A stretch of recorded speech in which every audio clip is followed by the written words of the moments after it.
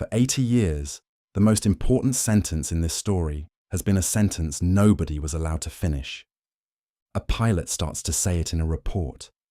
A contractor circles it in a classified room.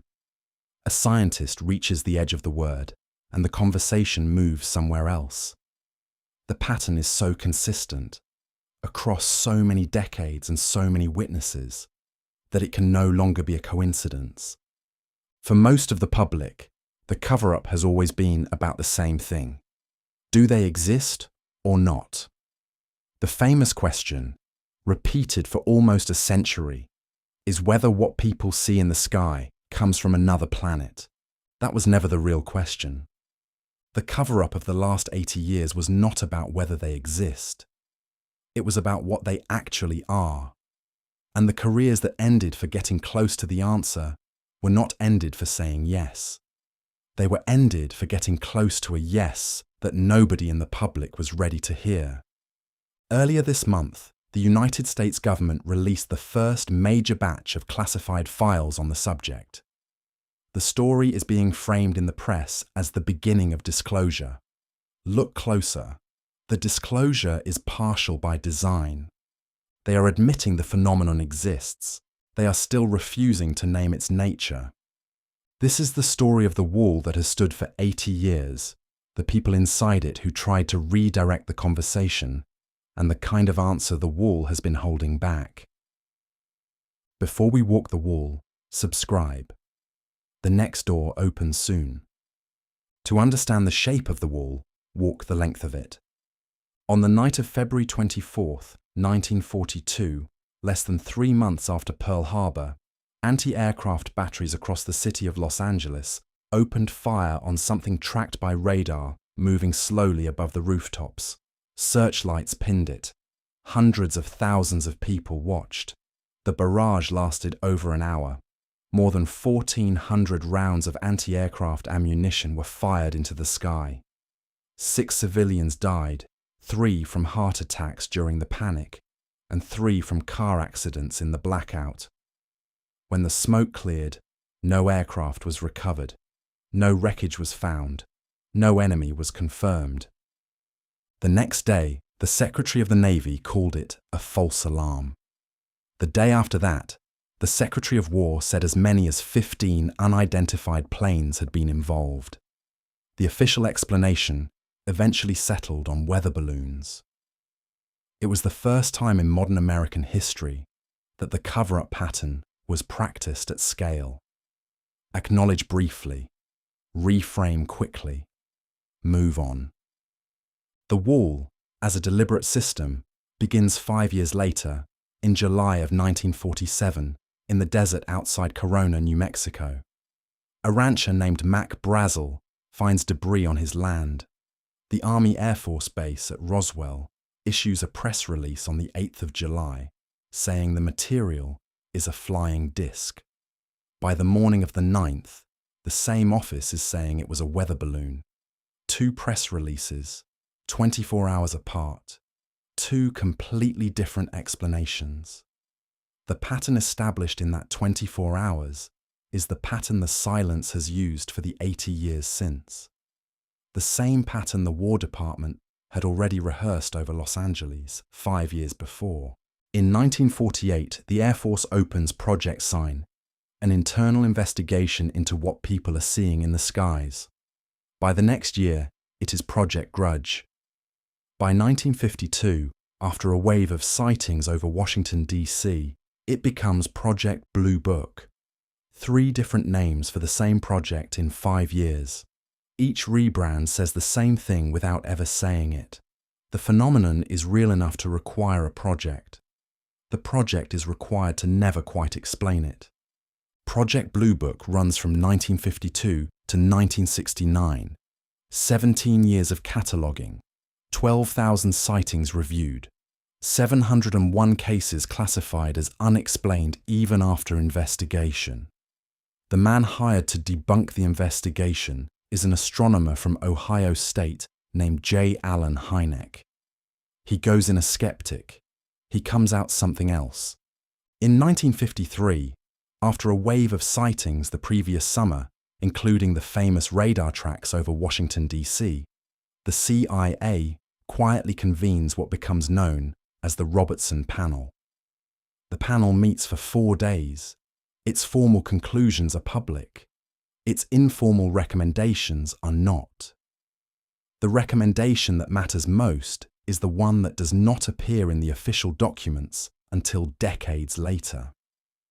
The panel advises that the subject of UFOs be actively debunked in the public conversation, through educational films, through articles in popular magazines, through cultivated ridicule.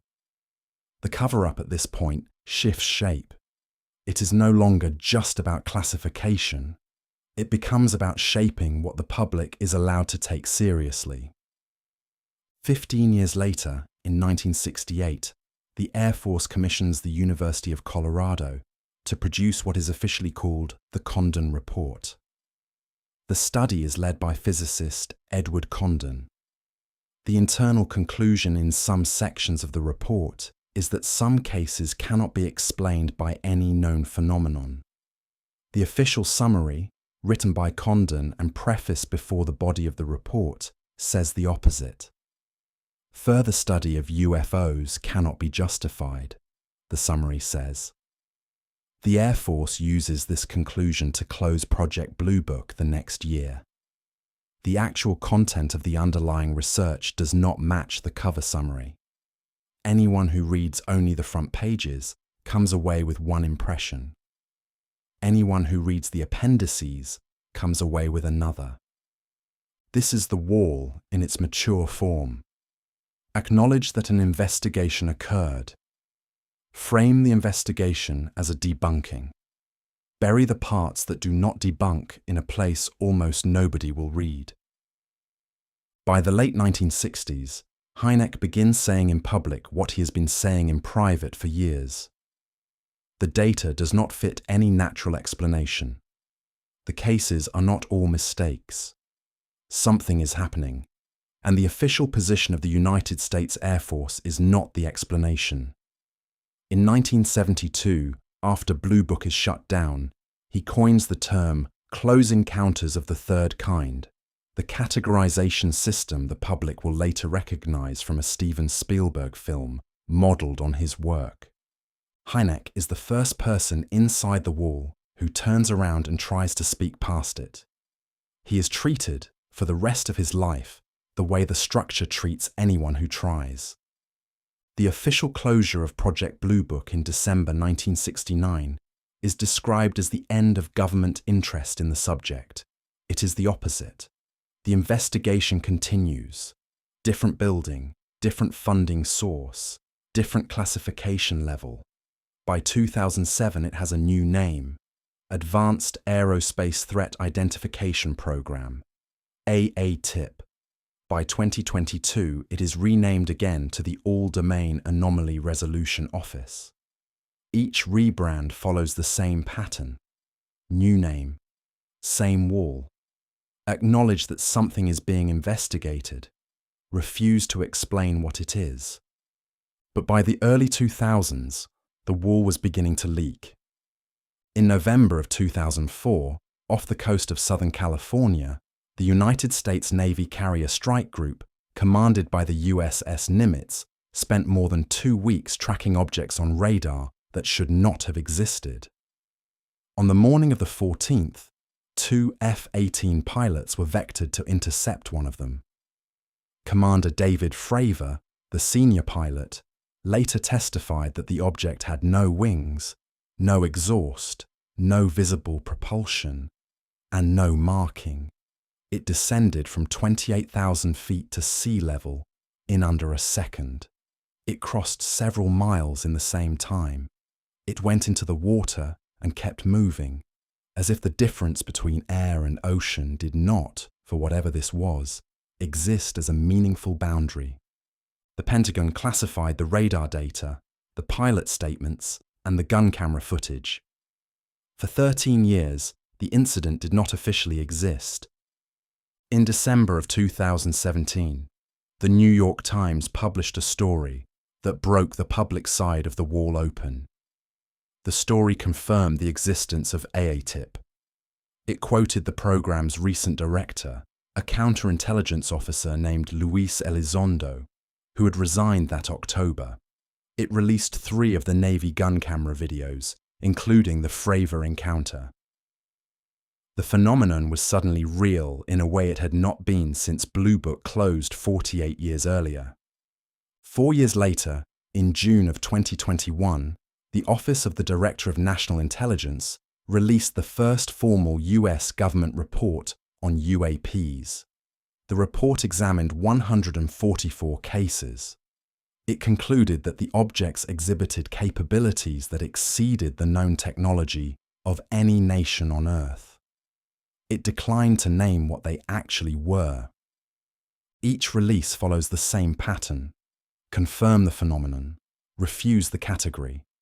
And while the wall was being rebuilt, others had been quietly asking a different question for decades. Before Vallée, before Keel, there was a Canadian government scientist named Wilbert Smith. In 1950, Smith was a senior engineer at the Canadian Department of Transport. He wrote a classified memo, addressed to his department head, that ought to be famous and is not. The subject of flying saucers, the memo said, is the most highly classified subject in the United States government, rating higher even than the H-bomb. The memo continued. The phenomenon is real. The Americans have a small group working on it. They are concerned about the implications of what they have found. The memo was declassified in the late 1970s. It is publicly available now. Almost nobody outside the small world of Canadian UFO research has read it. Smith spent the rest of his career pushed gently to the edges of the official conversation. He died in 1962. The memo remained mostly forgotten. Decades later, the same pattern would repeat with figures who came at the wall from different angles. In 1969, a French astronomer named Jacques Vallée publishes a book called Passport to Magonia. Vallée is not a UFO enthusiast. He is a serious scientist with a PhD in computer science, working on the early digital catalogue of the planets. He spent years studying the modern UFO reports collected by Project Blue Book and the European equivalents. He expects to find evidence of spacecraft from another star. He finds something else. The modern accounts, when you look at the underlying pattern, are structurally identical to encounters humans have been recording for thousands of years. Encounters with fairies in medieval Brittany, with jinn in pre-Islamic Arabia, with sky beings in Native American oral history. The technology in the reports changes. The shape of the encounter stays the same. Vallée does not claim to know what is happening. He claims the question has been framed wrong since the beginning. The visitors are not from somewhere else. They are something else. A year later, an American journalist named John Keel publishes Operation Trojan Horse. Keel comes to the same recognition by a darker road, working through the strangest cases of the 1960s, the Mothman, the missing persons cases, the encounters that leave witnesses physically and psychologically wrecked. Keel coins a word the public has mostly forgotten: ultra-terrestrial, not from another planet, not from across the stars. Something that, by his framework, may have always been here, appearing through whatever symbols and languages each century happens to be ready to absorb. Both books are still in print. Almost nobody outside the small world of UFO research has read either of them. The barrier has been very good at making sure those two words, ultra-terrestrial and the rest of the framework, do not enter mainstream conversation.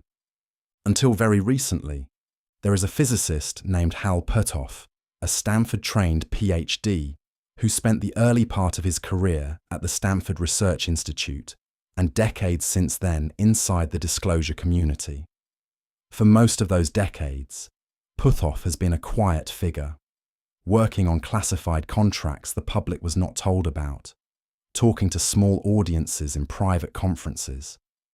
Earlier this month, he sat across from one of the most watched podcast hosts in the world and said the cover-up was real, and repeated what he says came from people close to the recovery programs.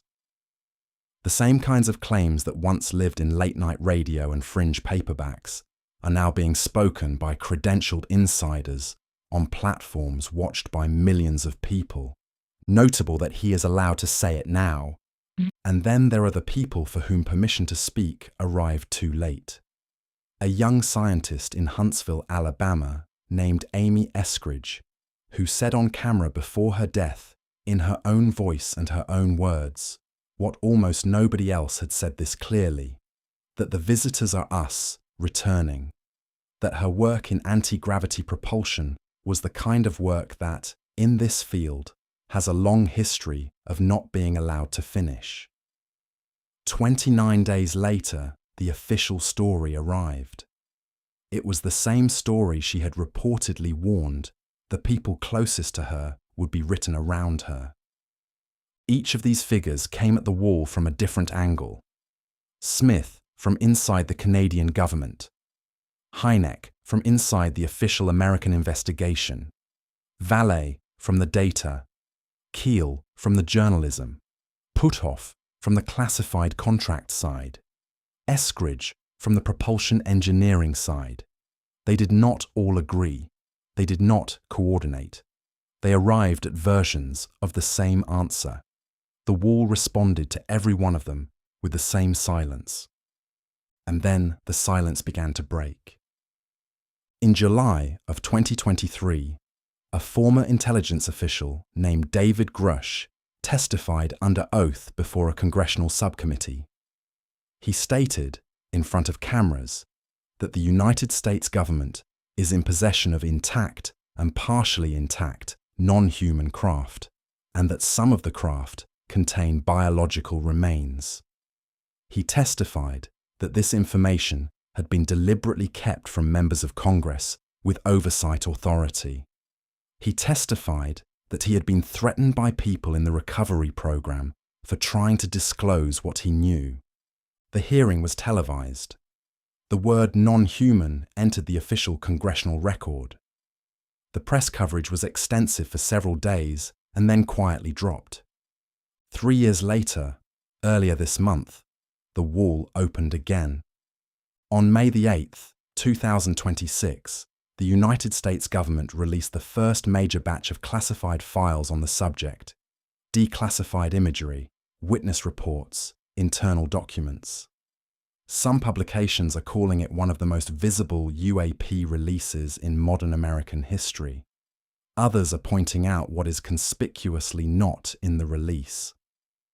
Days later, Hal Puthoff appeared on the podcast already mentioned, sat across from a host whose audience numbers in the millions, and said the 80-year cover-up is real, that there is non-human intelligence, that the people gatekeeping this information have decided the public cannot handle the truth. The episode crossed 3 million views in its first week. The story of the file release crossed every major outlet. The conversation that for decades lived in late-night radio and fringe paperbacks now lives on the front page. This is what disclosure looks like: partial, carefully managed, designed to convey the existence of the phenomenon without ever quite confirming what it is. Notice the exact word now moving through the official conversation: non-human, not extraterrestrial, not alien, not from another star. Non-human. A word empty enough to open the door without telling you what stands behind it. The word that for 80 years could not be said in any official context is now being said in every official context, and it carries no information at all. The wall has opened only as far as the word non-human. Past that word, the wall is still standing. The wall has always been about what the phenomenon actually is, about what category it belongs to, about what name we would have to give it if we were ready to admit what the people inside the disclosure community have privately suspected for 50 years. To understand what the structure is still holding back, look at what the figures who pushed against it kept arriving at independently. The people who stared at the phenomenon the longest did not arrive at one answer. They arrived at 3 doors. Behind the first door, the answer is that the phenomenon was always here. The first door is the one Vallée and Keel opened in 1969 and 1970. The phenomenon does not come from somewhere else. It has always been here. It appears in the form each era can absorb. To medieval Europe, it appears as fairies. To pre-Islamic Arabia, it appears as jinn. To 19th century America, it appears as airships. To us, it appears as alien spacecraft. The intrusion stays the same. The mask changes. In the Keel framework, the visitors share the planet with us in a register we are mostly not built to perceive. Behind the second door, the answer is that the phenomenon is us. The second door is the one Amy Eskridge and a small number of others opened, mostly from inside the classified research community. The visitors are not from another category. They are from a future humanity has not yet survived. Returning to the period that produced them, observing the moment that made them. In her account, they came from a point in time 47,000 years from now. They were not visitors at all. They were descendants. Eskridge had a specific framework. She talked about 2 distinct future populations, separated from us by tens of thousands of years of survival after a calamity she believed was coming. She called them P47 and P52. The numbers were not labels. They were distances, not across space, across time. One of those populations, in her telling, had survived by going underground. The other had survived by some quieter mechanism on the surface, a mechanism she did not fully explain because she did not entirely know.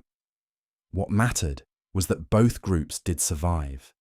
Both groups developed, over those tens of thousands of years, the technology to look back, to return, to watch the version of humanity that had not yet experienced what they remembered as the worst day in their species' history.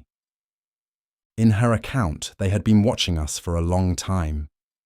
She was not the first person inside the classified research community to talk about visitors who were not from somewhere else, but from someone else.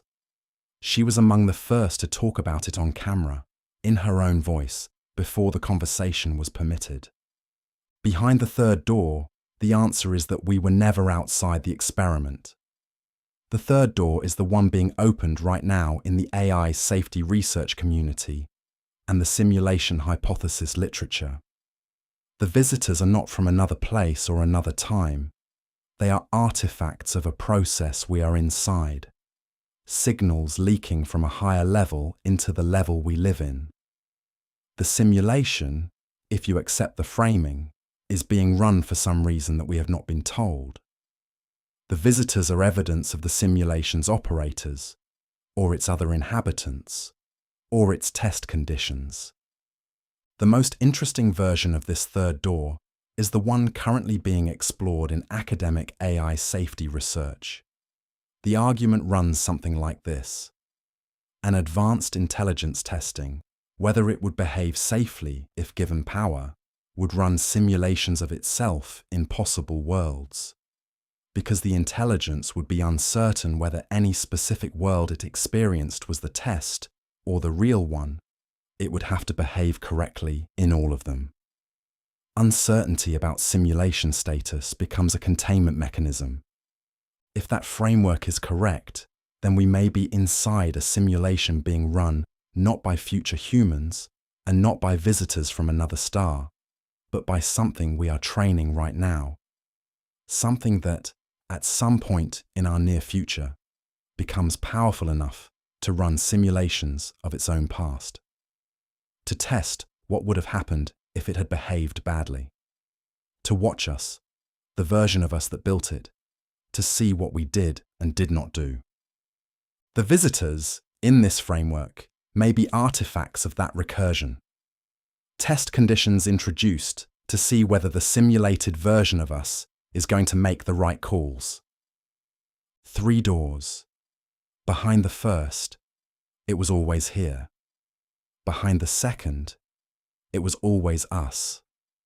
Behind the third, we were never outside the experiment. None of the 3 doors is comfortable. None of them puts the visitors safely at distance. Every one of them collapses the comfortable separation between us and them. And this is why the old word was useful. Alien kept the terror far away.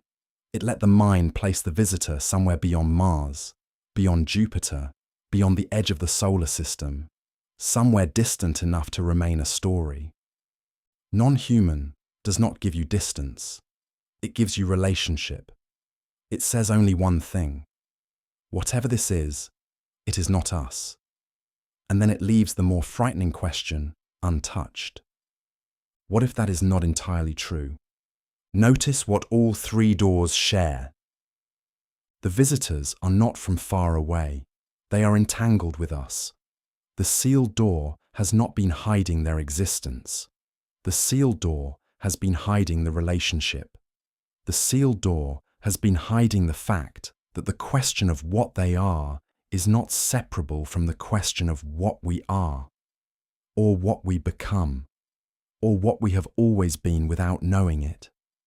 This is the answer the 80-year cover-up has been holding back, not whether they exist, what it means that we were never alone, what it means that we never were. The next 80 years will not look like the last. The conversation has moved faster in the last 3 years than it moved in the previous 50. Grusch's testimony in 2023. The first major file release in May of 2026. The mainstream podcast platforms now hosting credentialed insiders. The shift in the official vocabulary. None of these on their own is the moment of disclosure. Together, they are something more accurate. They are the slow, visible work of the wall coming down, partially, while remaining standing where it always stood. The phenomenon is real. The government will eventually admit it. The press will eventually report it. And the question that actually matters will continue to be the question the wall is designed to never quite answer. The next time you see something in the sky that you cannot explain, you will know the official position has shifted. The conversation has moved. The word has changed. But the question has not. What is it? What does it remember about us? What did the cover-up know that almost worked on us for 80 years until